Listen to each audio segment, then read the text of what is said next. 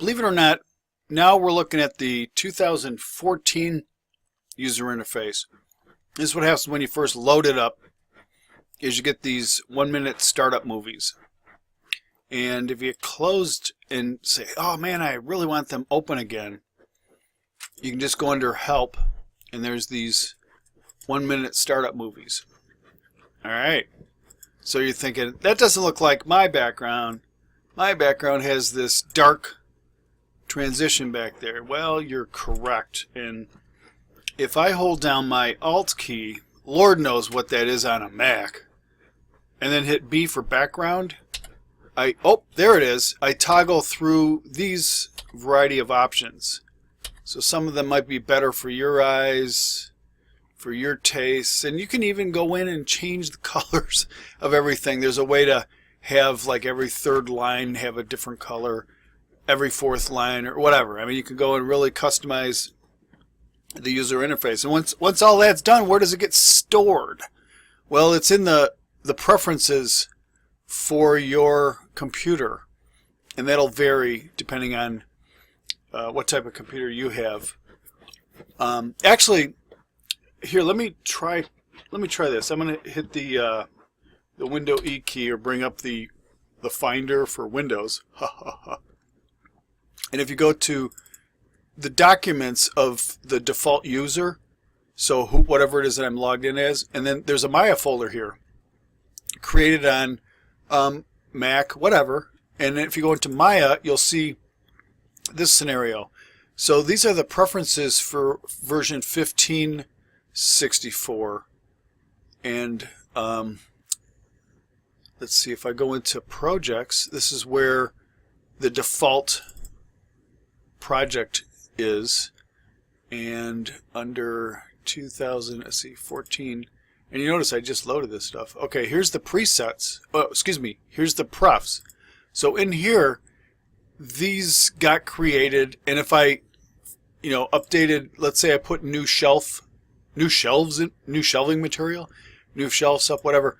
All of that will get updated and saved in here. If I have additional scripts, I could dump them in here.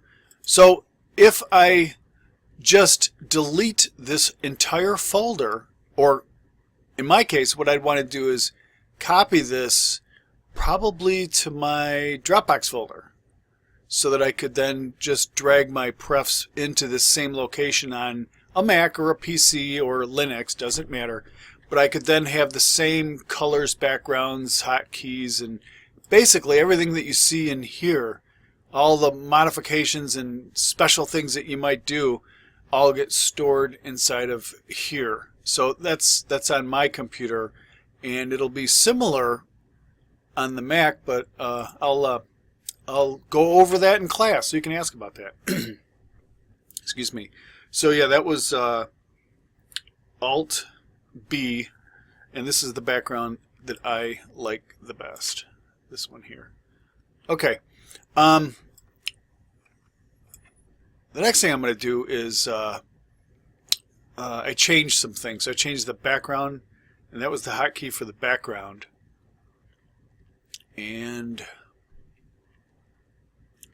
other user interface things. What was I going to? Oh, on the side here. This is the new thing for this version, which is these polygon tools that we'll need to get real familiar with. So I request that you practice a lot with these. And what's going on over here? Okay, so these are like, this one menu pulls this stuff up over here. What was it covering? What was up there before?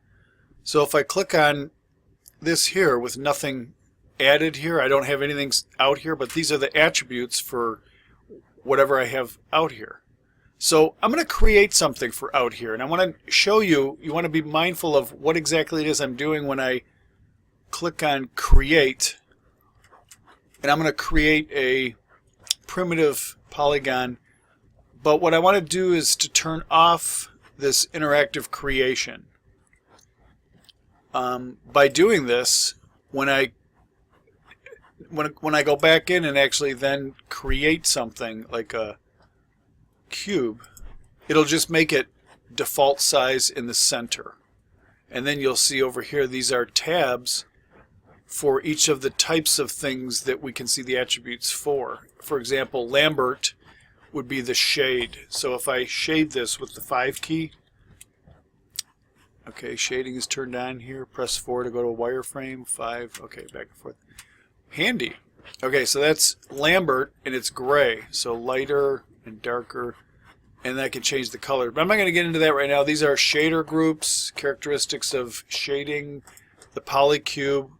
I can actually go in here real time and just change the width and the height and the depth of all those things, or I could select and key in numbers, or let's see if I hold down, is it the command key?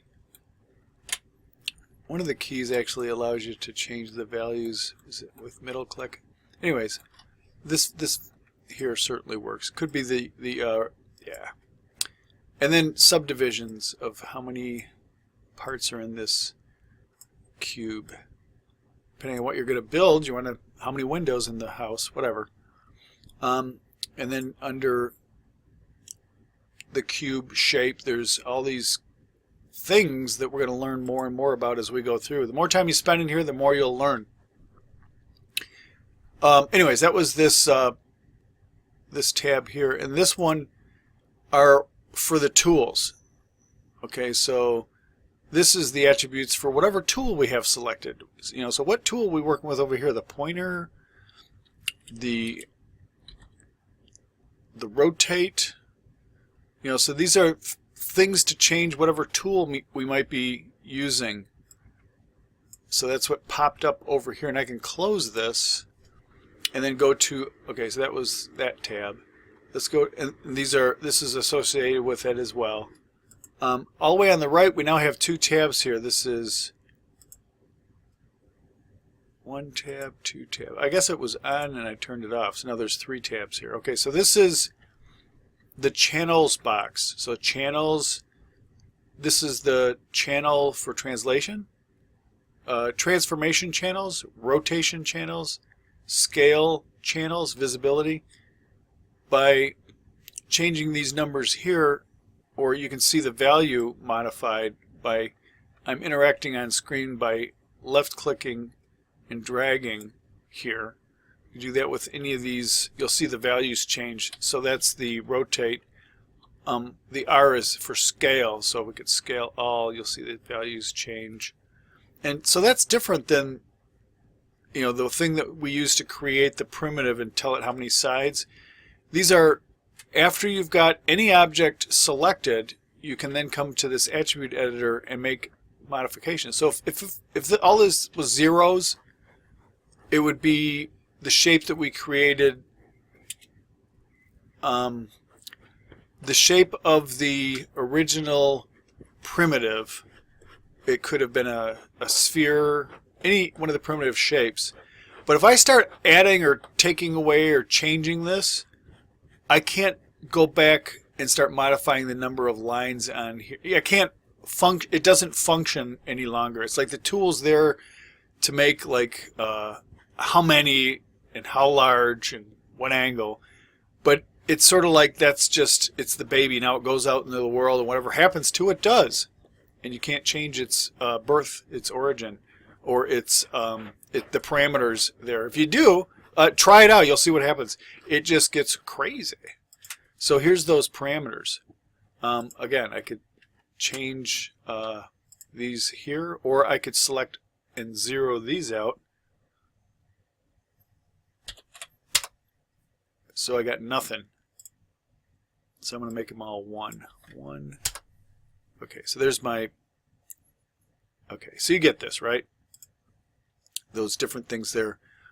We changed where things get loaded, as opposed to, and I didn't change this because you need to do it on both, so it's still on interactive creation for NURB. So if I go here and let's say sphere, it starts out with this. Where do you want it? So right here, and then I'm going to click and drag it out. Okay, so that's the difference. Interactive would just pop it on there, and non-interactive, because we turned it off, pops in the middle. And you can turn it off for NURBS as well. If I go to Create, NURB, and turn this interactive off, and then I do create a NURB sphere, it's boom, it creates it, and then you can scale it or do all kinds of stuff. But we'll get into NURBS in a while. I just wanted to go over some real simple basic things inside of the user interface that if I just sometimes modify stuff, and then I'll come into it with it modified. And in this case, what it would be is how things just sort of pop on screen. How do they do that right in the middle? And that's by changing that create thing. The create and interactive creation option. I have that by default turned off for my preferences. Yeah, so I guess this video was a bit about preferences.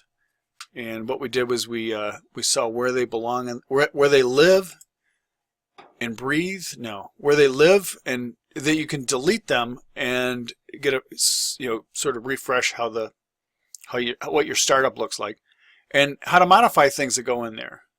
And then we're going to get more into the shelf items. So right now we're looking at polygons, and then these are surface shelf items. But that'll be for another video. Okay.